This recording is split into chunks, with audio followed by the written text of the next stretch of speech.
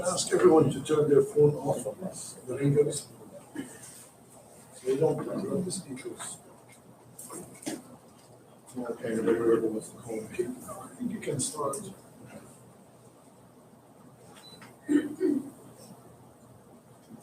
Yeah. Good afternoon. My name is Hamdi Rifai, and thank you all for joining us here today at the National Interest Foundation. I'd like to start by thanking our host, the National Interest Foundation, and Khalid Safuri, for their hosting this very important event today. It's now been 10 years since the start of the Syrian revolution.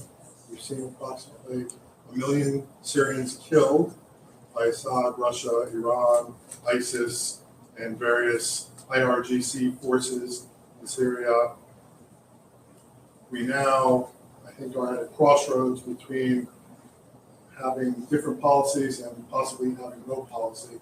But we're going to find out today what the effect of the sanctions have been in the past.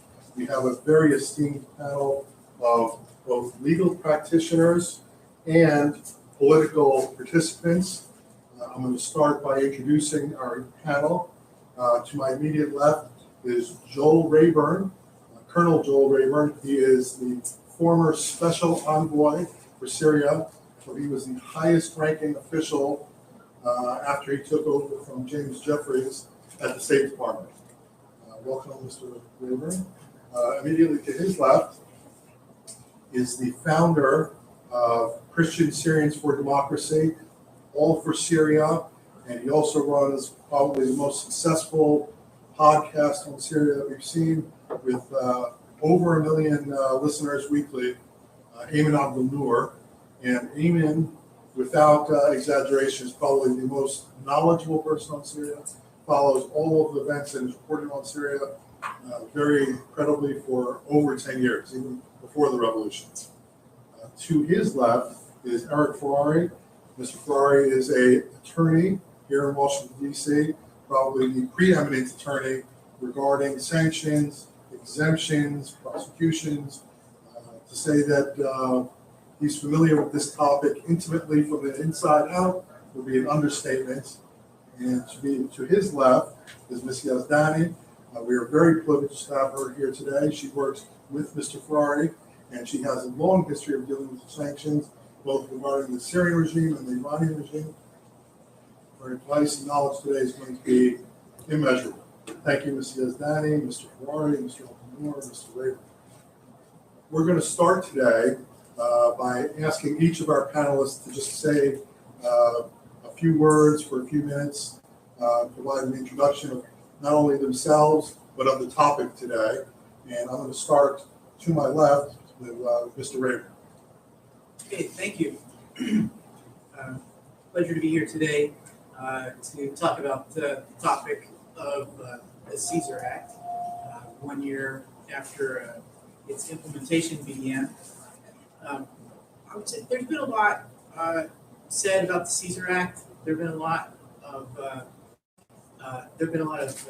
I think mostly favorable.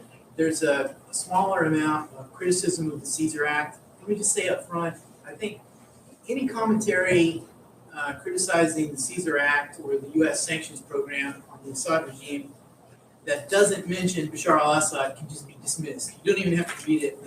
You hear from your friends, have one of your friends read it. If the name Assad is not mentioned in it, then you can shred it, delete it, and so on. It's worthless. I think also any extended commentary on the Caesar Act that doesn't mention Caesar and the origins of the Caesar Act, which was the mass murder of detainees by the Assad regime, that kind of commentary can also be deleted, dismissed. You don't have to waste your time with it. You can put your headphones in if someone starts speaking on the Caesar Act without referring to the origins of the act and what it was in response to. It was in response to mass murder by a mass murderer, the worst mass murderer of the 21st century so far. The Caesar Act has been highly effective at what it was meant to do. I think there are some people who had some heightened expectations of the Caesar Act. There were some people who have constructed a straw man and criticize the former administration. I should say, as a caveat, I'm speaking as a member of the former administration in a personal capacity. I'm not speaking on behalf of anyone today but myself. The Caesar Act was highly effective at the things it was intended to do. First and foremost, it was meant to demonstrate accountability to the Assad regime for the mass murder that it had carried out and is still carrying out. I mean, let's be honest, the estimates of those who are in detention in the Assad regime's prisons, and those, all Syrians know what the conditions in those prisons truly are. Those estimates run as high as 225,000 or more people. And how many of those do we think are actually alive? So the number of those that were murdered that Caesar carried the documentation about for the world to see is a mere fraction of the number of murders that the Assad regime is actually guilty of. So the Caesar Act was first meant to demonstrate that the United States would work with other countries to hold the regime accountable for that. But secondly, it was meant to have a chilling effect on what people in 2018 and 2019 all expected, which was that there would be other regional countries in particular that would have foreign investment flowing into the Assad regime. And the Assad regime was setting up a lot of projects and so on confiscated land under Law 10 and so on in the Damascus region to try to take advantage of that. So the Caesar Act was meant to be an obstacle to that kind of enrichment of the Assad regime. And I think it was highly effective at that. It was also meant, third function of the Caesar Act, as we saw it in the previous administration, was to reduce the resources that Bashar al-Assad had at his disposal to continue making war on the Syrian people. And I think that also has had some success. And lastly, the last function that we had in mind for it was a signal of commitment to the implementation of UN Security Council Resolution 2254, which is the roadmap to a different kind of Syria that would address the political grievances and try to end the conflict in a way that serves the interests of the Syrian people. That was the intent of the Caesar Act. I think anyone who argues differently, there were plenty of people who knew better, who didn't check with us to actually see what we intended or pretended not to notice the statements we made about it. There are a lot of defenders of Bashar al-Assad and his regime who just argue against the Caesar Act because it hurts the Assad regime and because they're apologists for the Assad regime for whatever their reasons are, sectarian or they're corrupt or what have you. But if we get back to the intent, those are the basics of the intent. And I can speak a little bit later on some of the further arguments this way or that concerning the Caesar Act. Thank you. Ayman, would you like to say a few words? Yes, thank you. Because it's just a short 2-3 minutes opening remarks, so I will. Yeah, sorry, I just longer than 2 or 3 minutes. Yeah, I will just mention bullet points, and I will leave the explanations for the Q&A. I will cover a wide range of spectrum because I have many hats from the Syrian Christians for Peace, which is non-sectarian, by the way, and the aim of putting the Christians in the title is to send a direct message that the regime is not the one that protects the minorities, including the Christians. And as All for Syria, we are established in May 2003. So it's before, so much before the revolution, because we were expecting that this is coming in Syria. And as for the podcast, it's broadcast in 14 platforms in Syria and in Middle East, which is downloaded. 1.5 million Syrians listen to it weekly. I have 4 points that I want to cover. Number one, the 6 points and the factors that led to the Syrian collapse, the Syrian economic collapse.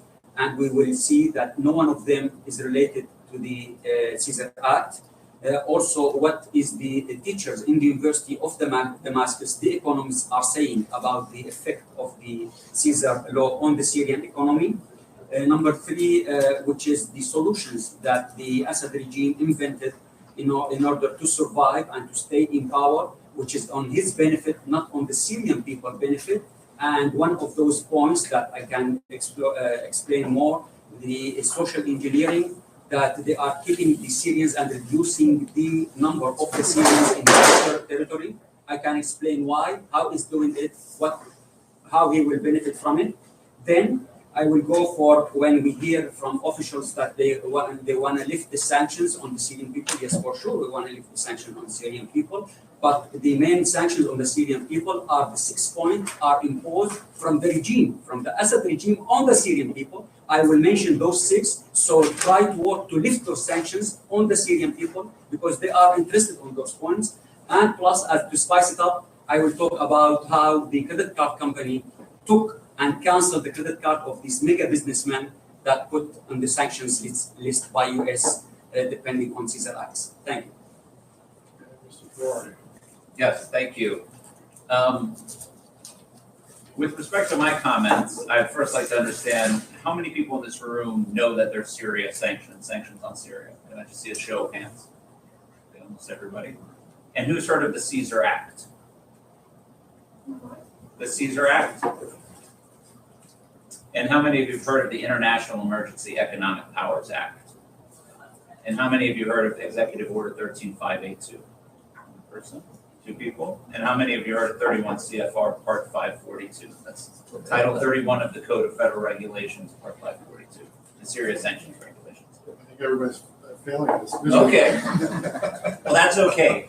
Because I think part of my comments here are to understand, or to get you to understand that the Syria sanctions program is not just one piece of legislation.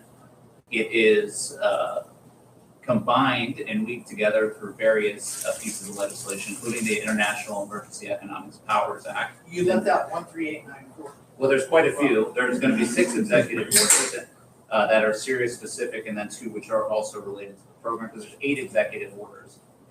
In total, the one we deal with on a daily basis is 13582. But the point being is that there are a number of statutes, executive orders, there's regulations, there's guidance, there's general authorizations, so on and so forth, that all have to be considered. That's not to say that the Caesar Act doesn't have a role and it's not important. I'm not trying to diminish its relevancy. What I am trying to say is that a lawyer such as myself, who deals with compliance, licensing, enforcement, and even delisting issues when accounting for the Syria program, is not just looking at one piece of legislation. We're looking at numerous executive orders. And I can tell you, again, pretty much, or mostly in my role as a compliance advisor on these issues, that the Caesar Act, although it was another thing we do account for, isn't the end-all, be-all of the discussion. In particular, the clients that we have advised over the years have been most concerned about, non-U.S. persons, most concerned about the sanctions exposure from Executive Order 13582, which blocks the Syrian government and which creates derivative designation exposure for those who provide material support or assistance to the government. So I'm hoping, as we get further into our discussion today, that I can expound upon that a little bit, and we can have maybe a broader understanding of how the different legal authorities work together and the different impacts they have for folks in the private sector who have to account for sanctions risk and sanctions exposure. Thanks. Thank you, Mr. Ferrari. And of course, Ms. Yazdani. Thank you. So first of all, I want to thank you for the invitation today. Just a little bit of background on myself. I currently work as up-counsel with Erich as well as with Price Benowitz. Before that, I spent several years with Amazon. And then before that, I was working as an associate with Erich. So he knows what he's talking about. And before that, I worked in human rights. With respect to the Syria sanctions, I think my top points would be that I believe the intentions behind the sanctions are good.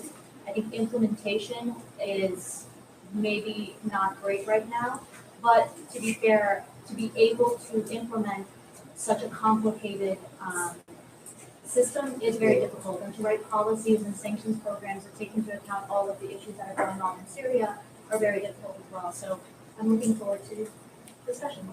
Thank you, Ms. Yazdani. I'm gonna take it back to Erich for a moment. And if you could just, you threw out there a lot of CFRs and USCAs and all sorts of laws and regulations, even international law, I think I heard you mention at one point. and I think it might have been a little bit overwhelming for everybody. Can you give us the global picture in maybe a less legalese way that they can understand what is the universe of sanctions and what, if anything, is unique about Caesar? Was it a political need to have Caesar, or was it a legal need? Sure. So let me just break down a few fundamental sanctions concepts for you, because I think they're important to understand to be able to digest the complexity of this particular sanctions regime. You have primary sanctions, and primary sanctions are sometimes thought of as those sanctions which target the conduct of U.S. persons or entities formed under the jurisdiction of the United States or foreign branches. But I really divide primary sanctions into two buckets.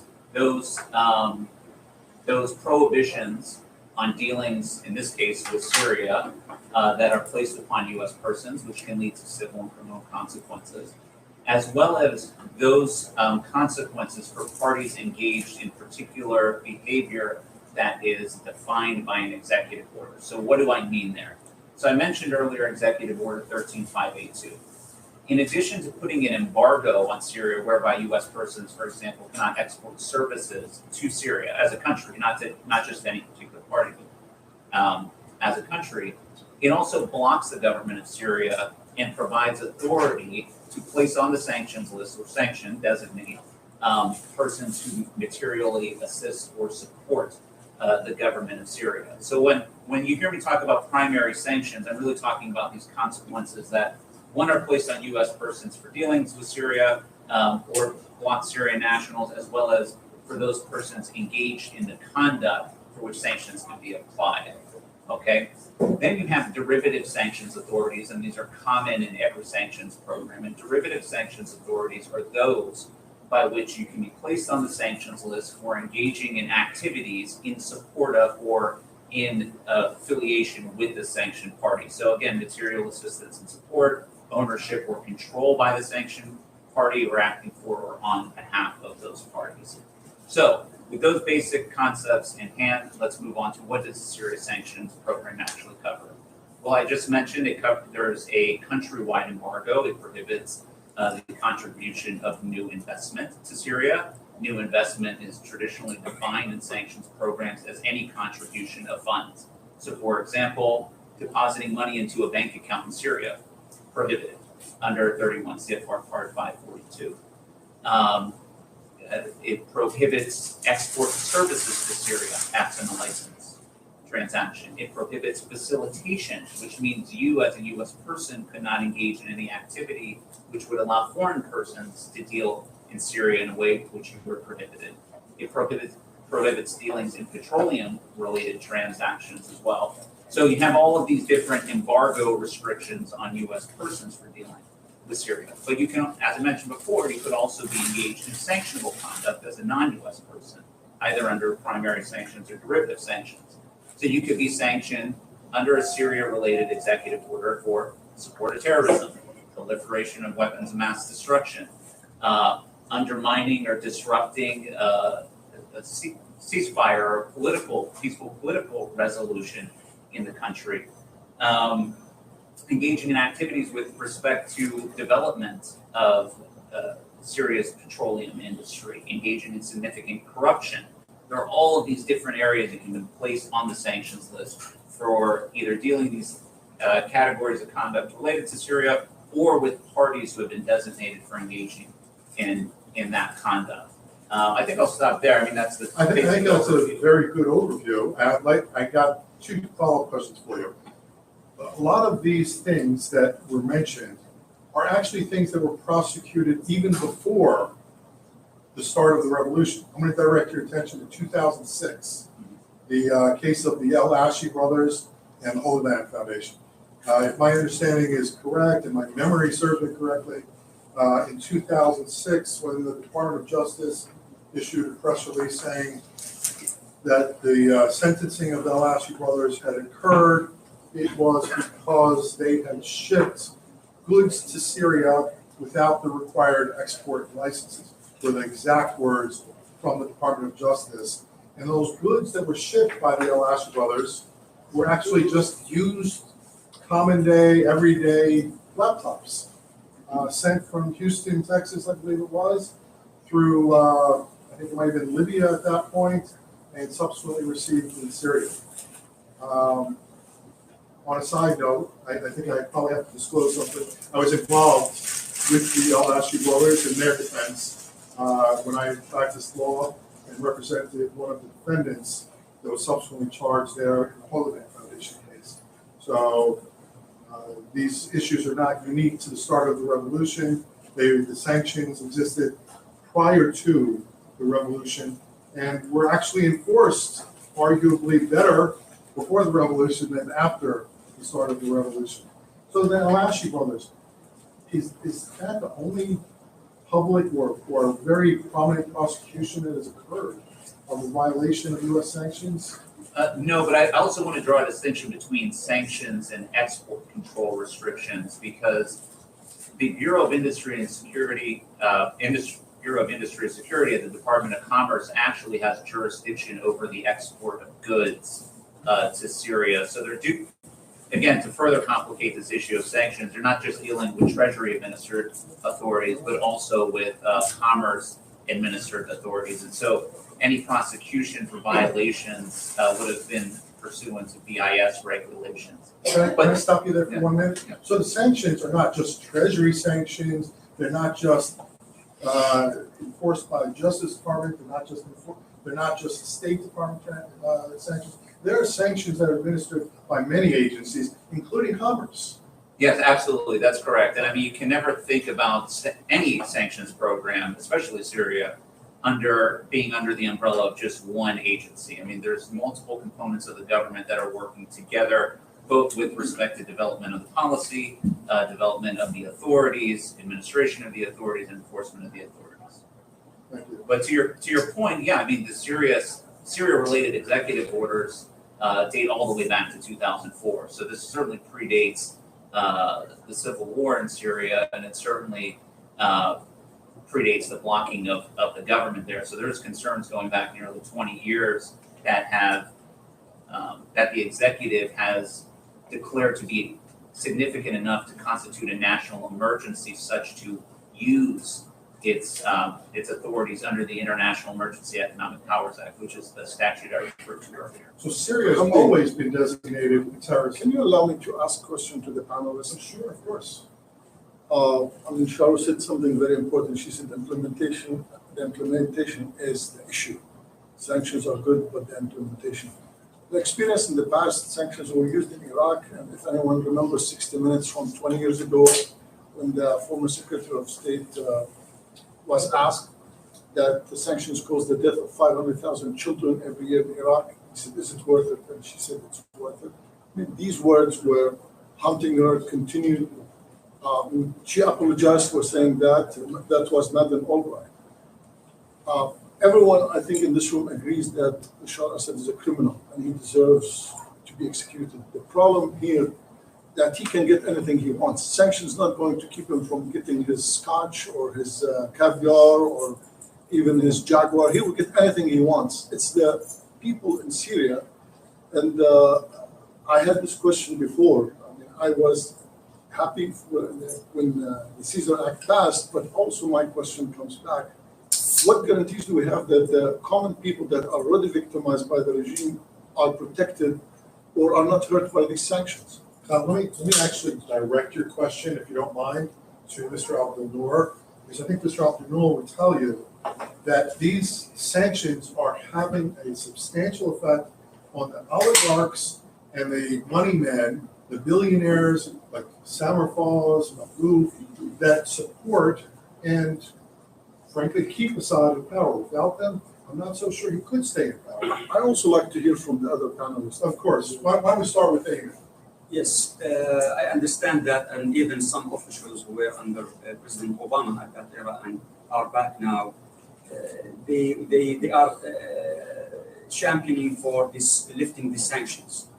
But when you talk with the Syrian people inside Syria, they are saying that we need to lift the sanction on us imposed by the Assad regime. So let me give you from the words of the teachers in the Damascus University Faculty of Economy on the Iranian TV. They are doing an interview with them, and they are members of the board of the Syrian Economy Forum, the highest specialized people in the economy on Syria. What she mentioned, and she's Christian, hard lawyer to the regime. She's saying that the regime, the president should and the presidency should lift the sanctions for the importers, because now there's a monopoly of only 4 people are monopolize all the import and the distribution inside Syria, and they are controlling all the prices. This is in minute 35. In minute 49, she's saying that we are using the sanctions as a scapegoat in order to justify our administrative and management failure.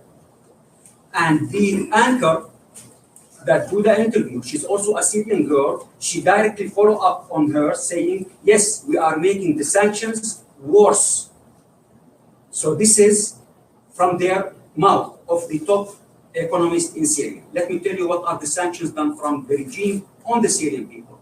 Number 1, lift the sanctions on the people to allow them to import. Not only put it in the hand of 4 people and distribute all those in order to gain all that profit and then pocket it and send it to you and to your wife.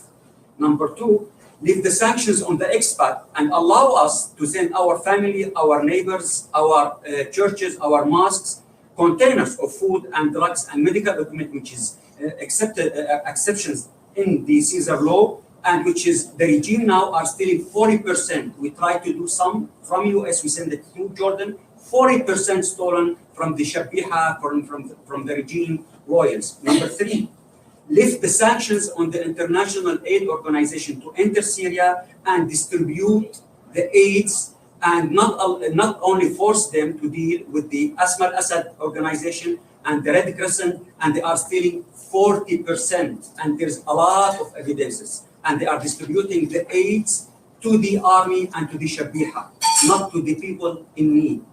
Lift the sanctions on UN, and don't force them to hire Syrian intelligence officers in their offices. I can give you the names of them, and then allow them to go to all Syrian territory to distribute the aids. Lift the sanctions on the Syrian opposition writers and media people and allow them to appear on Syrian official and TV owned by the government to speak about their opinion, to speak with their families inside Syria. Lift the sanctions on the refugees and allow them to go back to their families, to their houses, and to their cities. Lift the sanctions on the family of the detainees and give them a closure and tell them if their sons and beloved ones are dead or they still milking them by saying that they are still alive and taking money from their families. So this is what the Syrian people mean when they say lift the sanctions or not. Not in order to some 2-3 people here wants to sleep at night and so they justify for themselves that we did what we can do to lift the sanction. This is the sanctions important to the Syrian people. I can give you a list also for what the sanction, how it hurt. Let's start by what the credit card canceled all these credit cards for those big oligarchy, and yes, for sure they can use now cash. But when him and with his wife, they can travel abroad now with all full bags of cash to buy all these luxury items and all this stuff. No, they cannot.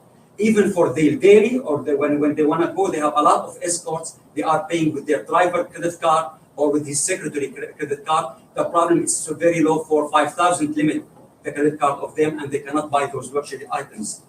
Let's lift the sanction on the Syrian people. The Syrian regime now is doing a social engineering and kicking the Syrians outside Syria. Why? Because he is doing 2 benefits. When they go outside, by reducing the number, he reduces the amount of the infrastructure needed to service them, from electricity, gas, water, and subsidized rice and sugar and oil and tea in subsidized prices. Also, when he kicked them out, those people who are traveling outside, they will send money to their families. Number 2, they will renew their passport. They will pay $800 to renew their passport each 2 years. They will pay, in order to postpone the military and to cancel it, $5,000. They will pay always consular fees in order to correspond or to do wakala authorization for their family inside Syria. And this is a wealth that income for the Syrian regime. This is why he's now doing this social engineering. I can tell you a lot. I don't want to take a lot of time, as Hamdi told me at the beginning, but I have a lot more to add in the next question. Thank you. I think Colonel Rayburn probably wanted to say something as well. Let's say, first of all, the case Mr. College raised of Iraq in the 1990s. So if I were Madeleine Albright, I would not have answered that question. I wouldn't have granted the premise. Because U.S. sanctions on Saddam Hussein's regime did not result in the deaths of 500 Iraqi children. That's absurd. I don't understand why that number keeps being bandied about. It's an absurdly high number, and it also doesn't put responsibility on the shoulders of Saddam Hussein's regime for the way it treated Iraqi citizens. One of the reasons why, and we hear this from time to time, there's been the lessons of the sanctions program against Saddam Hussein's regime have been overlearned. Same with Cuba. They don't apply. It's a different situation, a vastly different situation with the Assad regime. Why? Saddam Hussein, throughout the sanctions period, was producing 2 million barrels of oil a day and being able to derive vast revenues from it. And the sanctions regime against it was very weak in that respect. On Cuba, similarly, Cuba under the Castros has had access vast tourism revenues even in the post-Cold War period. So I don't think those cases guide us. I would also say to extend some of Ayman's points, the reason for the financial collapse, which became an economic collapse in the Assad regime's territory in the last couple of years, stem from not the Caesar Act sanctions. Caesar Act wasn't even implemented until June 18th, 2020. And things were in free fall well before that. Why were they in free fall? First of all, the war that the Assad regime was continuing to prosecute, very expensive. Fuel, salaries, martyr payments, ammunition, paying for all these shahid to roam around and kill people and be warlords.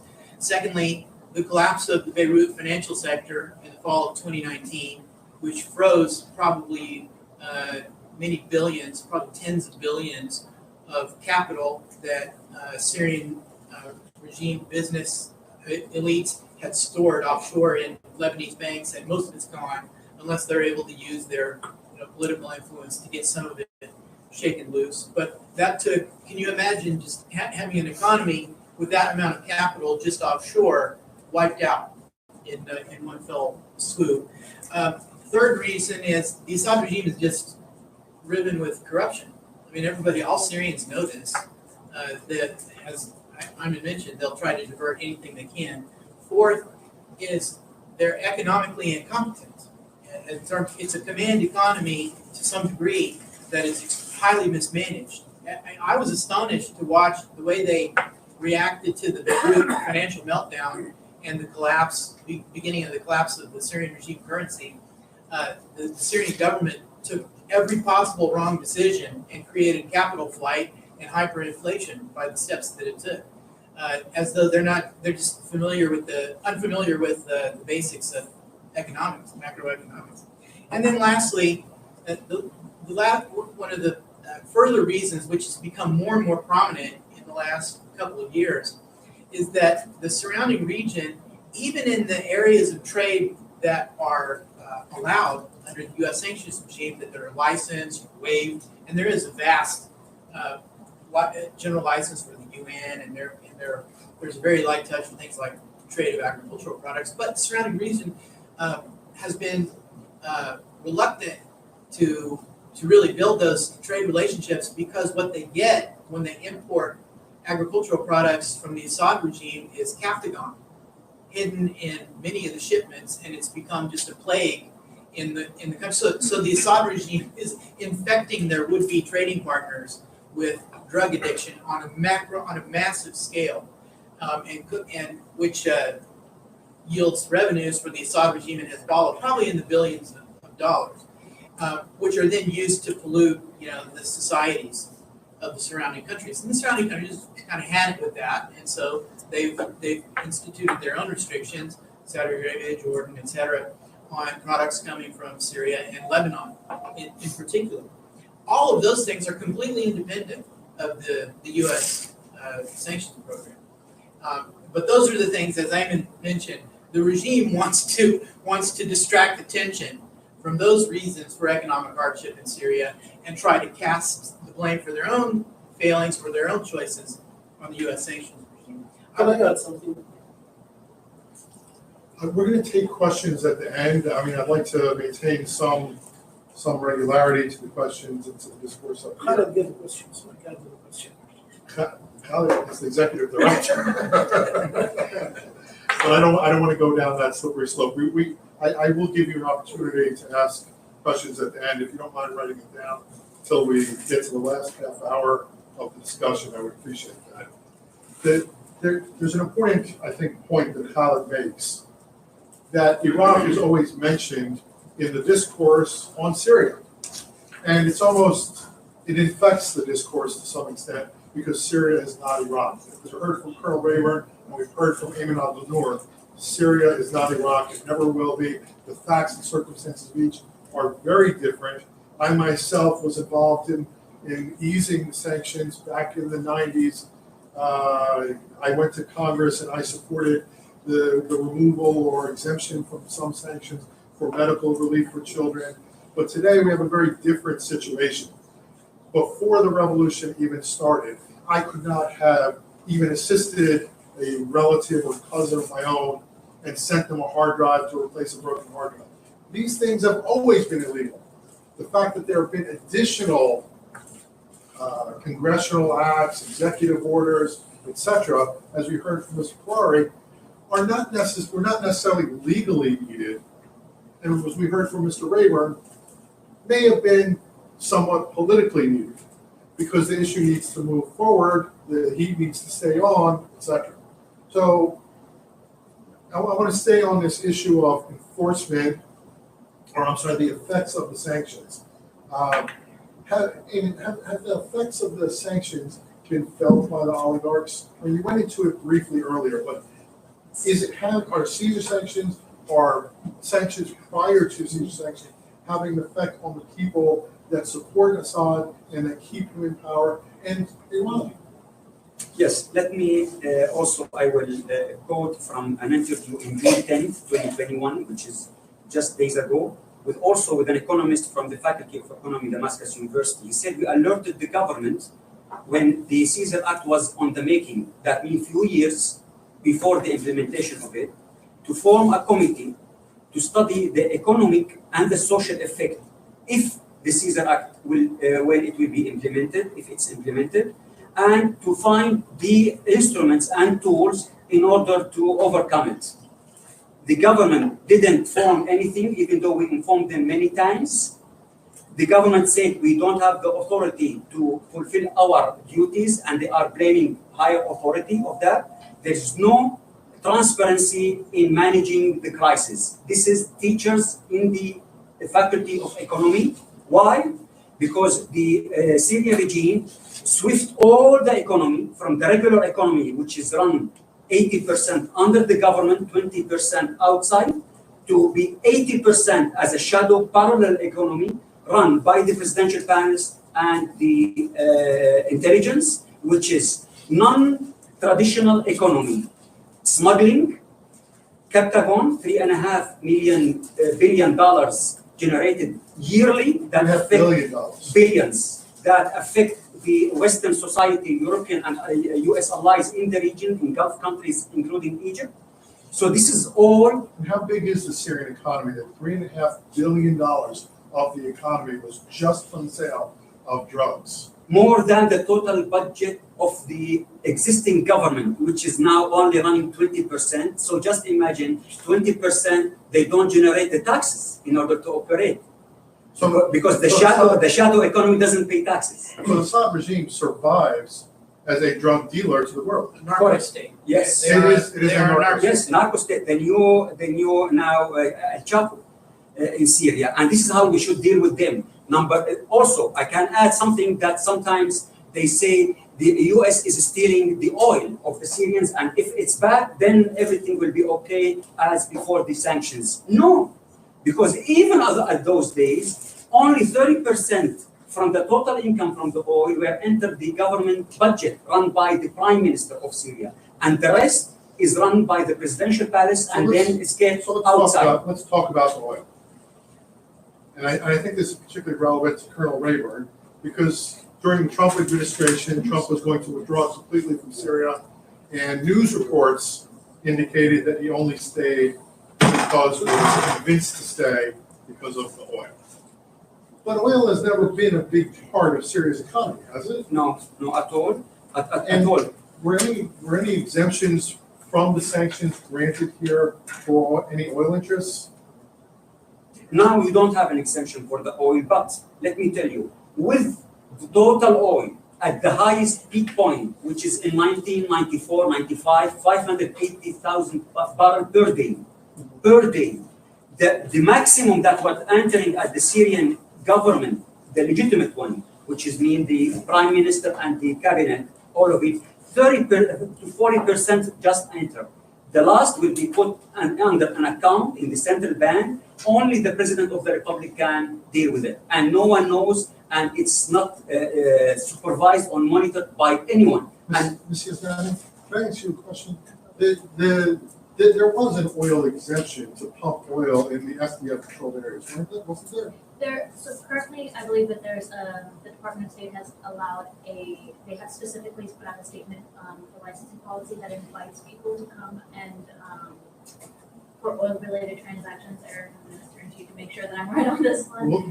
Wasn't one already granted that was terminated recently by the Biden administration, just maybe weeks ago or even a month ago? Yes. I think Colonel Rayburn is familiar with that. Okay. Let me ask Mr. Rayburn about that. There was an exemption, only one exemption granted, a license. Well, that's the only one that. I'm sorry, I don't mean to use the terms interchangeably. That was the only one that anyone wanted. And that's been terminated now? It's been, that's what's been reported in the media, is that licenses. And why was that? Do you know? I can't say. I think that was due to that would have been conveyed in between the Treasury Department and the company itself. So Was the oil the reason that Trump was convinced to keep some limited troop scope in the areas east of the Euphrates? no, I think President Trump. The guidance that we had from President Trump from a fairly early point in the administration, the end of 2017, beginning of 2018, was to focus on three major objectives in Syria. One of them was to continue the campaign against Daesh and other associated terrorist groups and try to bring that to a successful close. And that was known within the administration that was going to be a lengthy process in spanning both Syria and Iraq. The second objective was to try to push back against the Iranian regime's military deployment, their military takeover of a good portion of Syria, their ability to set up threatening power projection platforms under the direction of Qasem Soleimani at the time, now Ismail Ghani, the commander of the IRGC Quds Force. So President Trump gave us instructions to try to push back against that. And then lastly, he gave us instructions to try to get to a political resolution to the overall conflict under UN Security Council Resolution 2254. So when the time came, that's why, I mean, the president made decisions in that framework, and ultimately he decided that it was necessary in order to continue toward those three goals, to continue the U.S. Military deployment in northeast Syria. So correct me if I'm wrong. Under Trump, the Syria policy was counter Iran, right? Counter Daesh and other defeat Daesh, and other associated terrorist work. and then maintain the current undermining at that time of Assad. That the isolation of the Assad regime was one of the means to try to get to the goal of resolving the overall conflict. But it was never regime change per se. It wasn't regime change per se. It was, and the reason is that I think President Trump and the other senior administration leaders felt that the fate of Bashar al-Assad in power or not should be left in the hands of the Syrian people to decide. And so that's why we were supportive of the Security Council Resolution 2254 roadmap, which called for a nationwide ceasefire and then the preparation for elections and then the eventual election and formation of a different kind of government in Syria, one that would be wouldn't be at war with its own people, would stop the mass murder of its own people. At the time that we're talking about, of the President Trump's initial guidance for the U.S. military to withdraw from Syria, and then his pulling back of that idea, a few weeks later. One of the risks that he saw was that if the U.S. military departed northeast Syria, then terrorists, the Iranian regime, the Assad regime, or other potential adversaries could get their hands on the strategic resources of the Northeast and then use them to further destabilize the region. Terrorists would use it to fund their terrorist operations, which is what ISIS did in 2014, 15, 16, right up until the recapture, the liberation of the Northeast provinces. Can we shift to the Northwest for a moment? Because I want to pick up on this point that Ayman had made earlier, that the Assad regime actually utilizes sanctions against the Syrian people. There are approximately 4 million Syrians living in Idlib. Ayman, do they have cell phones? Yes. Turkish lines. So Assad, but Assad and Makhlouf's companies have cut them off.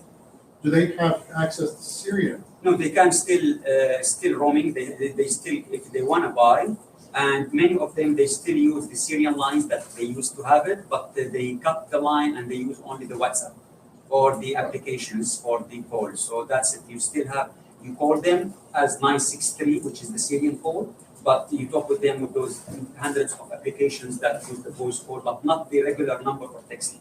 So Assad has actually tried to cut off or siege 4 million Syrians in Idlib using those private companies?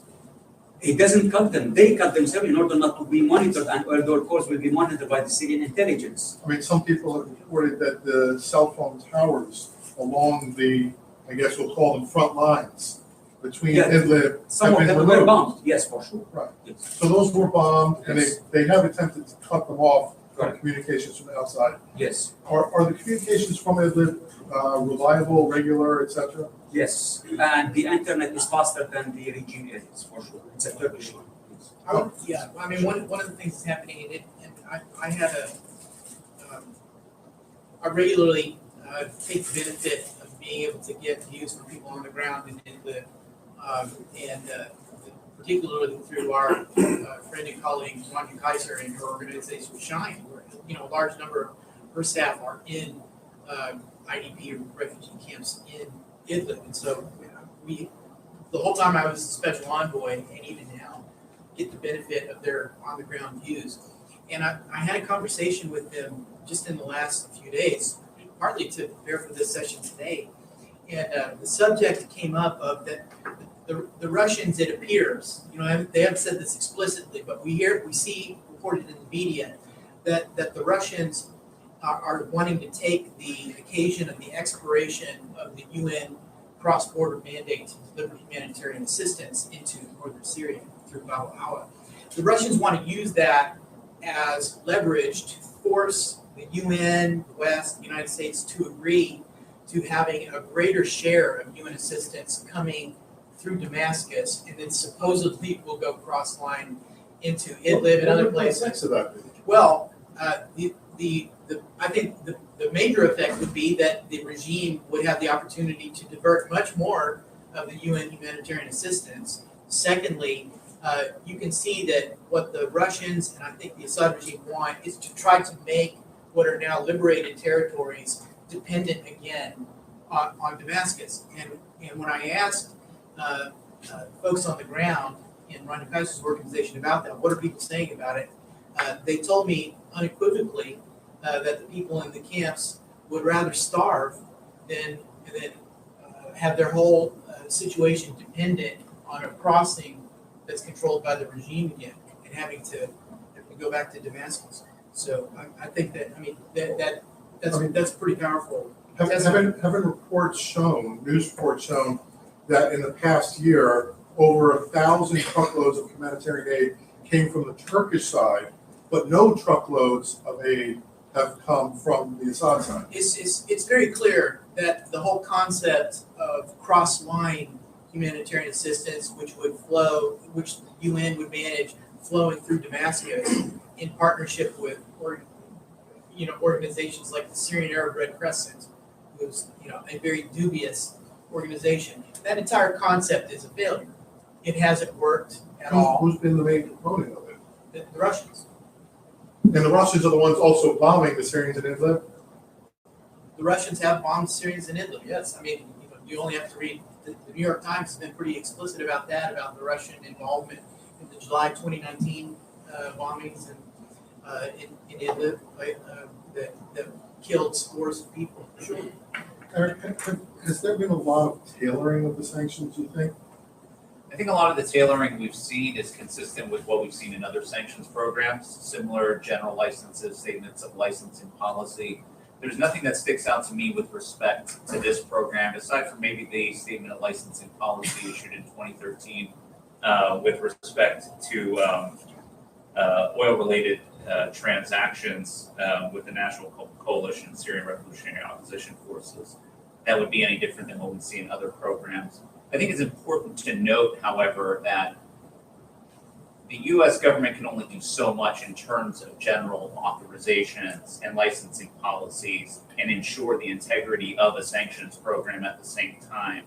And a lot of what we see, since you brought up the issue of enforcement before, is what some might refer to as overcompliance by the private sector. I guess that's a matter of perspective, where people say, okay, we know we can do this in Syria under this general license, we just don't want to be involved. Whether it's because we're not sure how things will develop in the future, or whether there's reputational risk. And so the private sector, since it's deputized to actually administer the sanctions on the front line, they will actually tailor a program just by the way they're reacting to the situation on the ground there in light of what's available in terms of general authorizations and licensing policies. So that was a long way to answer the question is, there's tailoring of the program, but it's not anything drastically different than what we see in different sanctions programs. And this next question goes to either you or Ms. Yazdani, whichever one would like to answer, or both. Have there been a lot of requests for licenses or exemptions of different sanctions from different agencies? Has there been interest in that? Has there been a real problem that NGOs have tried, or private entities have tried to address with regard to the effects of the sanctions on normal everyday Syrians? So it's actually interesting, we were talking about this earlier. I think the problem with a lot of the sanctions programs generally, but Syria is I think a specific case, is that because the corruption index is so high in Syria, it's difficult to get people to actually get interested in any sort of licensing that they can take advantage of, or general licenses, for example. So I personally know I don't see a lot of Syria licenses come through. I'd throw it to Eric to see if he's got more to say on the topic. Yeah, I mean, it's a topic which very few people approach us on to obtain licenses to engage transactions with Syria. Most of the questions we get with respect to compliance with the Syria program are from NGOs who want to provide humanitarian support to make sure they're within the confines of any general license and that they're acting according to those authorizations and conditions. You Mr. Colonel Rayburn? Yeah, so I mean, overcompliance is a chronic problem for NGOs and humanitarian assistance and in many different cases.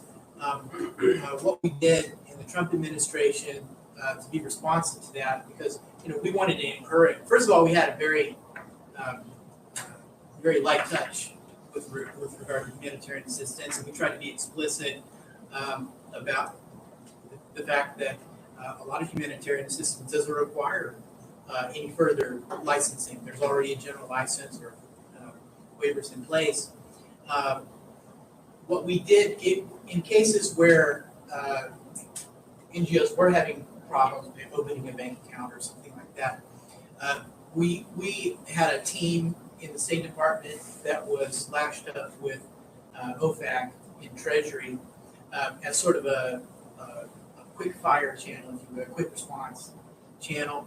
We also had regular, on my team in the State Department, we had regular, at least monthly roundtables with key NGOs in the NGO community where we could say, okay, do you have specific, and that was a forum where they could raise specific things for us to follow up on. And I imagine that's still going on because it predated me as well. And I think Colonel, I even met with you in your office when you were just prior to you being the special envoy facing Mr. Jeffries about one of these applications.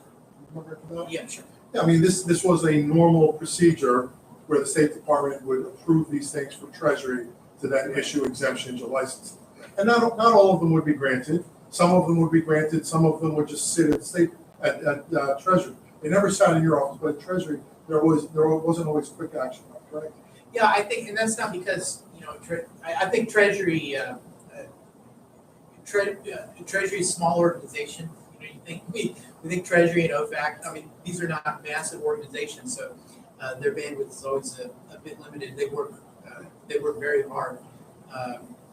So it's not out of ill intent or anything, but the process does take some time. But I will say we had very very regular engagement with the NGO community to try to handle any problems that they raise. I appreciate that. Eric, do you have any views on the Treasury process of issuing licenses or exemptions? They're trying their best. As Colonel Rayburn said, small agency over there, overtasked, under-resourced, so it leads to delays. And that's not just Syria specific, that's across sanctions programs. It takes a long time to get a license. There's multiple levels of review, there's coordination within the interagency, so delays certainly happen. It's my experience, at least right now, that most license applications, regardless of program, are taking 9 months to a year to get an adjudication of.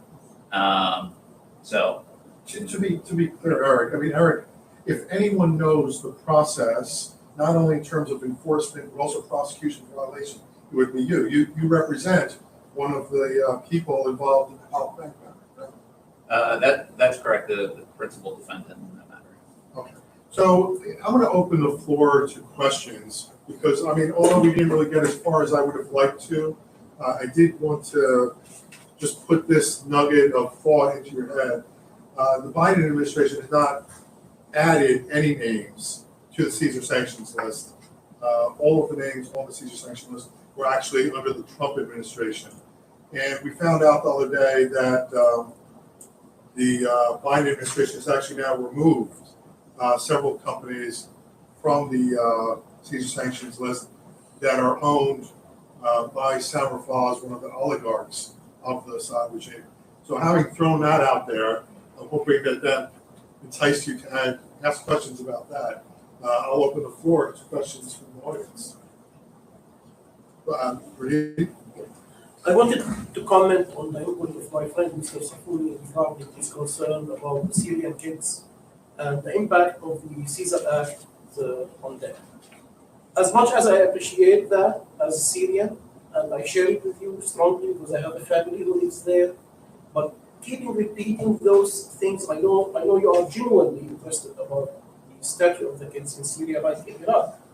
But repeating those notions, it's going to give everybody the idea that the kids of Syria were living nicely under this regime before the Caesar Act. As Mr. Rayburn said, the level of corruption under this presidency in Syria is unprecedented, not even by his father's regime. The corruption under the father's regime was a game of power. So it was corruption for power. Now it is money for money. So that's what we need to blame. And even the president of Syria, I appreciate his openness when he was talking about the consequences. He never, about the state of the economy of Syria, he never mentioned the Caesar Act. He said it is the collapse of the Lebanese banks. I also have a question for Mr. Rayburn. I very highly appreciate giving us the main intentions behind the Caesar Act. As ordinary Syrian, and a lot of Syrians also share the same notion, we felt that the real juice in this act is to give a clear message to the Russians and the Iranians. It will make it very hard for them to invest on the so-called rebuilding of Syria. And we thought this might, and we thought maybe the administration thought, this might push the Russians to facilitate for the political transition in Syria. Was that anywhere in the thinking, since you were in the kitchen who put the sanctions? Thank you. Well, absolutely. I think politically, in the political strategy that we had, the Caesar Act was just one tool. You know, we had a broad array of tools: political isolation, working with the allies, working with the small group of countries, and also having all the time out of the corner of our eye that there were other nations that were exerting military pressure on the Assad regime. You know, we didn't do that ourselves except in self-defense, but we were always cognizant of it.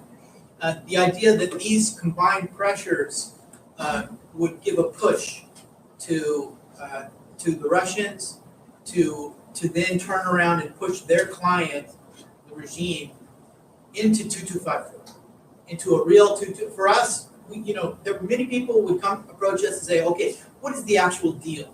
You know, what is the deal that we can make with you, the Trump administration, for Bashar al-Assad? And we would say 2254. And we've never said anything other than 2254. 2254, it's like it was written in indelible ink on my forehead, and Jim Jeffries' forehead every time we walked into a room. So, but yes, absolutely, we considered the Caesar Act, and Eric's right, it's not just a Caesar Act. We're saying Caesar Act is shorthand for the entire U.S. sanctions program. But why did we do that?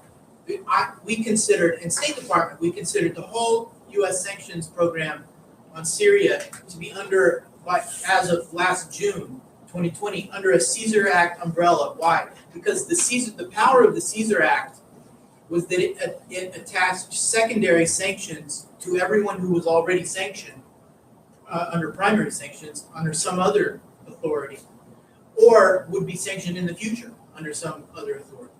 So that is the magic of the Caesar Act in terms of being a pressure. Colonel, let me ask you a follow-up question on that. It took 6 years to get the Caesar Act passed. What is the political dynamics that prevented the Caesar Act from being passed for so long? I think it was just this. It was congressional procedures. When you have regular order in the Congress, whether it's in the House or the Senate, if you have a small number of members of Congress, but they're determined they can slow down legislation. Were you talking about Senator Rand Paul? Well, I'm not going to. I'm not going to. I can't comment on that, and I wasn't in the Senate. I was working in the Senate then, so I can't say. But what I will say, it was clear from the time that the Caesar Act was originally drafted that it had the support of the vast majority of Congress, and that remains true today. That was one of the things, as a diplomat, I always had that at my back, and Ambassador Jeffrey always had it at his back, that we had the support of Congress in a policy of economic pressure and isolation against the Assad regime for the purpose of accountability and trying to reduce the Assad regime's ability to make war and to try to compel them into the roadmap to a political solution. So Congress has opened an investigation now into the White House's handling of the delisting of Sam Rafah's And he was actually listed even before the Caesar Act, am I correct? Yes. It's 2019. He was actually, and that was because of his involvement in transferring oil using 2 oil tankers from Iran to Latakia, Syria, as well as other activities. And so Congress has opened an investigation now into that. Can you tell me why Congress is interested in this? What is unusual about this that it has caused so much, I guess, skepticism on what has occurred? Well, I think, and I think the delistings that happened, I mean, the notice I saw from the Treasury Department was that it was on some businesses that were linked to Senator Foz. It wasn't a delisting of Senator Foz himself. Right. I'm sorry, I didn't and that were linked be to so short. 1 or 2 of his brothers located in entities located in Dubai. So yeah, I think that did raise the antenna of people in Congress, not just in Congress, but in the sort of Syria watcher world about what it portends. I think especially since in the last 6 months of the previous administration, from June to December 2020, the U.S. government issued 114 designations under the Caesar Act and other Syria sanctions authorities. But since then, there have been none. They cited, the White House had cited a verified change in behavior or status of Senator Foz's, we'll call them formerly owned companies. Right. What does that mean? So that's typically the basis on which a delisting would happen. So you have to show that the reason for the listing is no longer there. In this particular case, I wouldn't know what that is.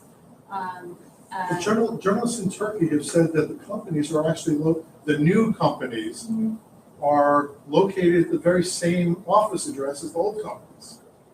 It may have been a very good argument that got them delisted, but I will say this, I know that there's some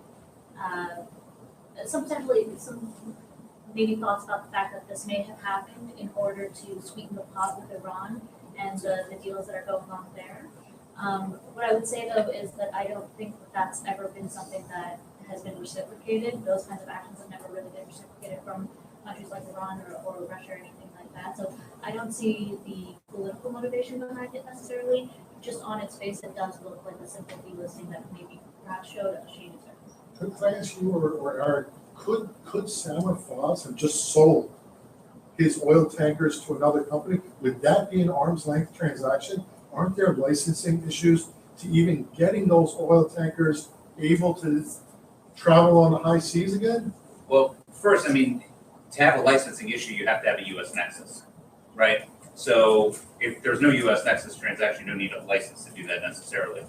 With respect to delisting and unblocking identified property, there has to be some verifiable change in circumstances. And so changing in ownership is a circumstance which is identified in the regulation for delisting as a credible basis for the removal of sanctions. I just want to make one point on this, and I don't know the facts of Senator Foz, I don't know the facts of these companies, and I'm not trying to suggest that the decision was right, it was wrong, I don't know. I really don't know. But one of the things that troubles me, take it with a grain of salt as I am a lawyer who deals with delisting cases, is that there's a real, people have a real problem with parties getting off the sanctions list, okay? The problem with that is, from my perspective, if you do not incentivize persons to come off the sanctions list, they will not cease in the behavior.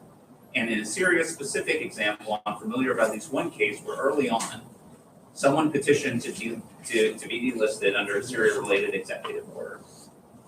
And they were ready to do whatever was necessary. And because of a lack of communication from the Treasury Department, they ultimately abandoned that and kept on in their current course of behavior. So if you cannot provide a realistic ability for parties to come off the list, and I'm telling you as someone who deals with parties on the list every day, they will not change their behavior. So I get a little bit disturbed by this idea that, it becomes a big scandal whenever someone's delisted or a company's delisted. I don't know what the facts are here. Maybe it's not warranted at all. It's not warranted. I mean, I think what caused Syrians to raise their eyebrows was that it's Senator Foz. And that's fine, and every case has to be viewed on its own merits, but the idea that everything is a scandal for which there needs to be a congressional No one's inquiry saying is everything's a questionable. scandal, Well, people you are know, as someone questioning who about deals in this separate area quite frequently and who doesn't interrupt other panelists, I would just mention that it's been my experience that we are engaged in short-sighted policymaking by not providing objective delisting criteria by which parties can be removed and not communicating those effectively. I don't think we were guilty of that in the Trump administration. Delisting criteria are built into the Caesar. Well, I think with the that's Trump the administration point. had a 90%, there was a 90% drop in delistings during the Trump administration. That's well done. Yeah, I just want to You wanted mention to say the something few about tactics. Yeah, they are using this oligarchy and money laundering for the Assad regime.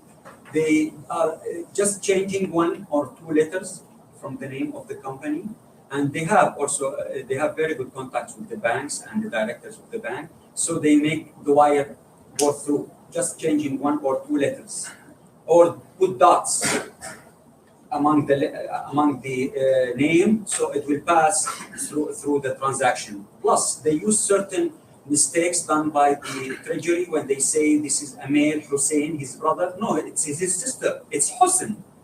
It's Hussein. So when they will go to the bank, if it was catched by the US, you will tell them, I look for the male, but we don't have male Hussein. We have the lady Hussein.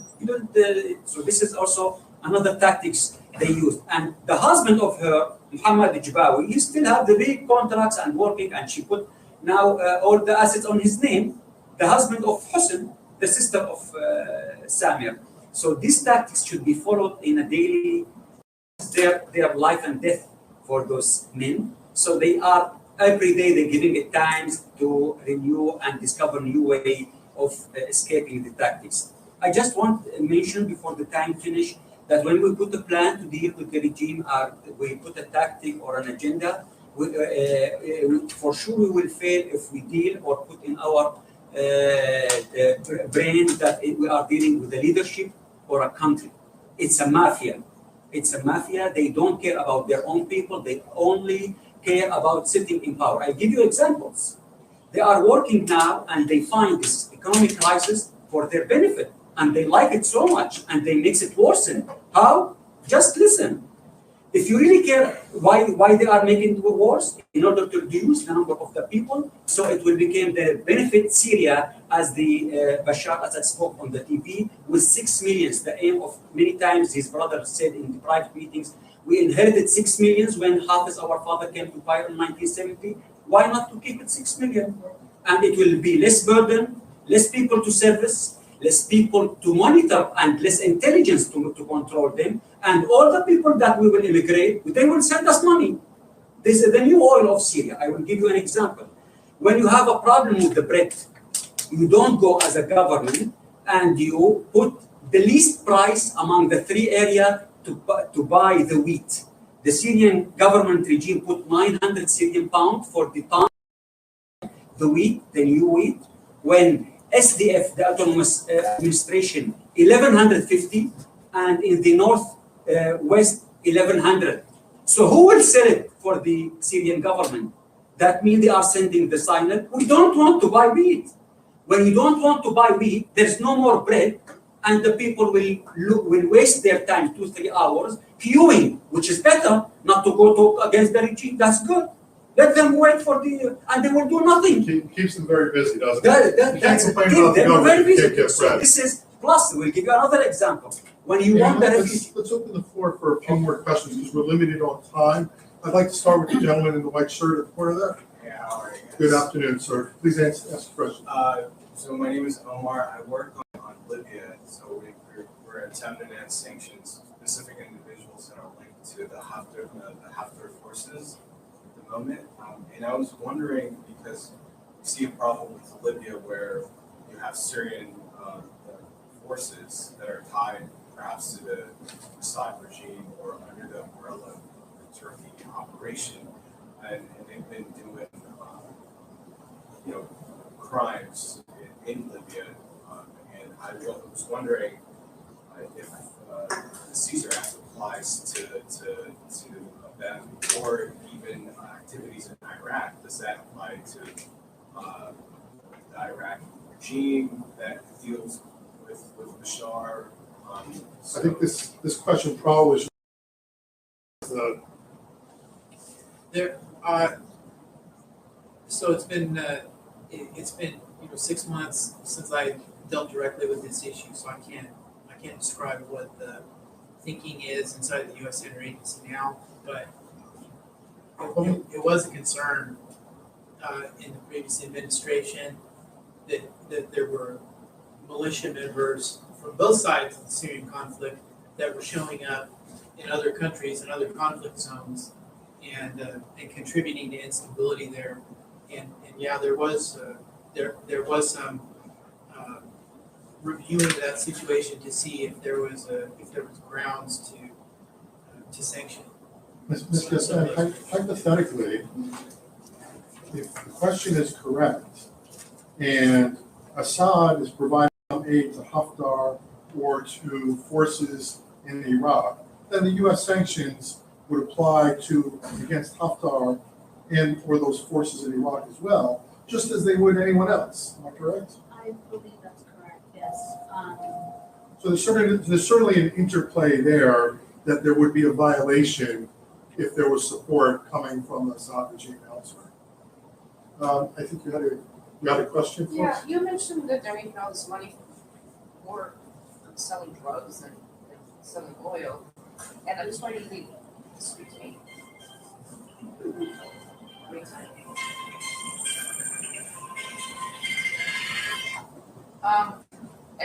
Are these drugs being grown or produced in Syria, or are they coming from elsewhere? And if the latter, where are they coming from and how are they getting in with all these sanctions?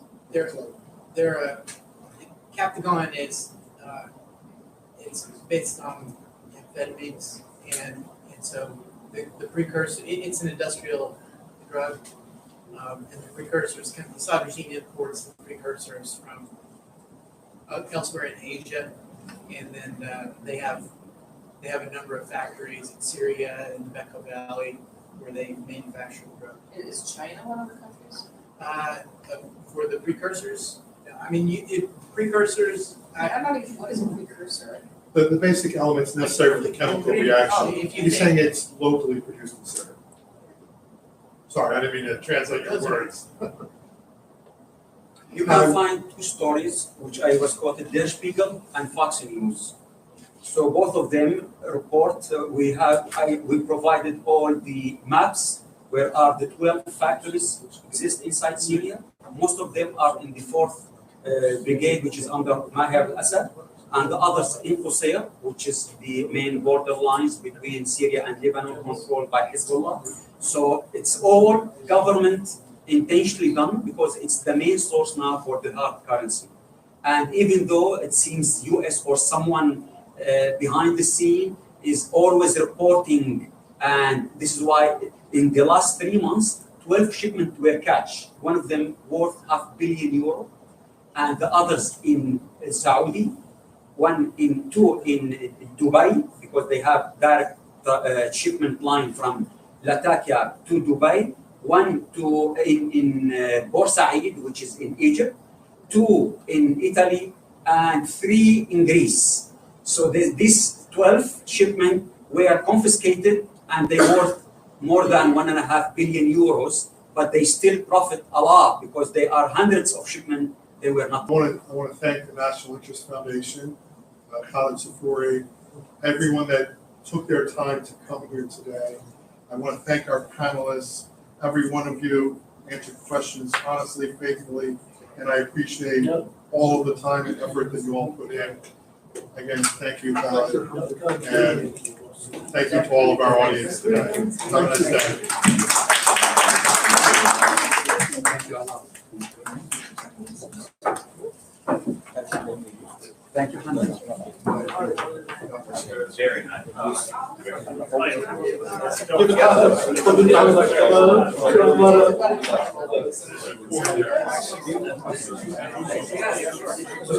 Thank you